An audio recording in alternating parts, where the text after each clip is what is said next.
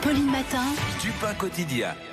Du pain quotidien avec vous, Marie Dupin. Le maquillage est-il un produit essentiel ou non essentiel? Des vernis à Des ongles. bijoux, des fleurs.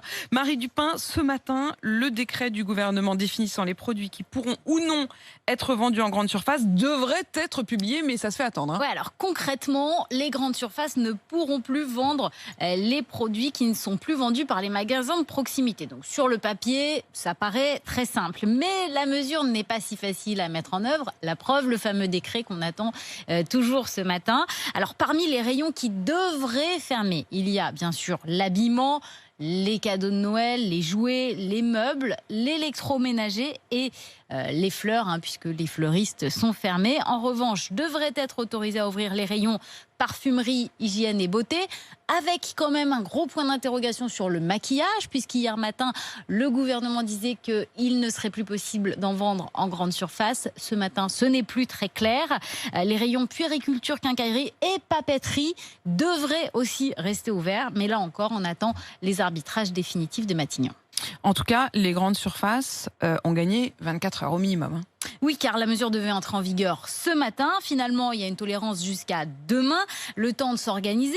Certains responsables de magasins m'expliquaient hier que fermer des rayons, ça pose des problèmes en termes de sécurité. Par exemple, quand on doit avoir accès aux sorties de secours, aux extincteurs. Et puis, on imagine que ça va aussi permettre à la grande distribution d'écouler un petit peu les stocks aujourd'hui. Dans certains magasins, hier, on a pu voir des promos jusqu'à moins 70% sur les fleurs. Et les clients étaient très nombreux dans les rayons jouets des hypermarchés qui ont vu quand même leur vente multiplié par 4 ou 5 hier par rapport à il y a un an. Ça représente quoi le non alimentaire pour la grande distribution? En fait, ça varie vraiment en fonction du type de magasin. Évidemment, pour la petite supérette de centre-ville, c'est pas grand-chose. Par contre, c'est énorme pour tous les grands hypermarchés. Environ 20% du chiffre d'affaires. Et les mois de novembre, décembre sont des mois très, très importants. Enfin, les rayons non alimentaires, ce sont aussi des milliers d'emplois. Chez Auchan, par exemple, on estime que 8000 salariés pourraient être concernés par des mesures de chômage partiel suite à cette décision du gouvernement. Merci beaucoup Marie, et rendez-vous donc dans la journée pour ce décret qui précisera un par un les produits essentiels ou non essentiels